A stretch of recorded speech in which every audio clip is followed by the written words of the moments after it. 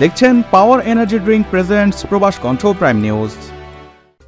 শুক্রবার মালয়েশিয়ার রাজধানী কুয়ালালামপুর শহরের জুয়ার আড্ডায় অভিযান চালিয়ে 46 জন বিদেশি নারী সহ মোট 67 জনকে আটক করা হয়েছে। এদের মধ্যে 15 জনই ছিলেন বাংলাদেশি নারী। এছাড়াও বাংলাদেশি পুরুষরাও গ্রেপ্তার হয়েছেন এই অভিযান থেকে। শুক্রবার শহরের জালান পুডু, জালান পেটালিং এবং কেপংয়ে দেশটির পুলিশ হেডকোয়ার্টার বুকিত আমান এবং কুয়ালালামপুর সিআইডি অ্যান্টি ভাইস জুয়া এবং সিক্রেট সোসাইটি ডিভিশন D7 এর একটি দল অভিযান চালায়। কুয়ালালামপুর পুলিশের প্রধান কমিশনার দাতুক রুশদি মোহাম্মদ ইসা জানিয়েছেন, আটককৃতদের মধ্যে 15 বাংলাদেশি নারী, 4 জন ভারতীয় নারী, 10 জন ইন্দোনেশিয়ান নারী, 1 জন থাই নারী এবং 12 জন ভিয়েতনামি নারী রয়েছেন।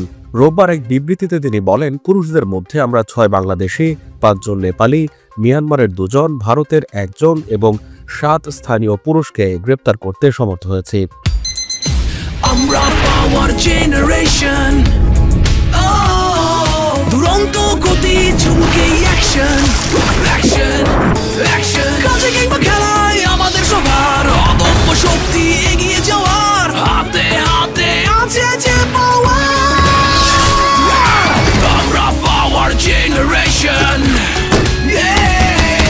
বিবেক শক্তি, ঝুমকে অ্যাকশন। পাওয়ার চুমকে অ্যাকশন।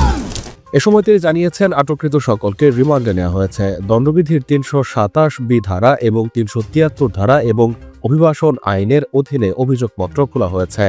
বিবৃতিতে তিনি আরও বলেছেন, যাদের কাছে পতিতাবৃত্তি সহ যে কোনো অপরাধমূলক কর্মকাণ্ডের তথ্য আছে তাদের KL পুলিশ হটলাইন 0321159999 বা নিকটস্থ থানায় যোগাযোগ করার জন্য অনুরোধ করছে।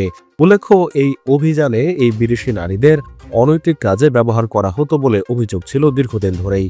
নাইট ক্লাব, জুয়ার আড্ডা এবং বিনোদন কেন্দ্রগুলোতে এই ধরনের অভিযান নিয়মিতভাবে চলবে বলে জানিয়েছে কুয়ালালামপুর পুলিশ। পরবর্তী সময়ে ইমিগ্রেশনকে সঙ্গে নিয়ে এ সকল অভিযান আরও ইন্টিগ্রেটেড করা হবে বলেও মন্তব্য করেছেন কুয়ালালামপুরের পুলিশ প্রধান। প্রবাস কণ্ঠ নিউজ ডেস্ক।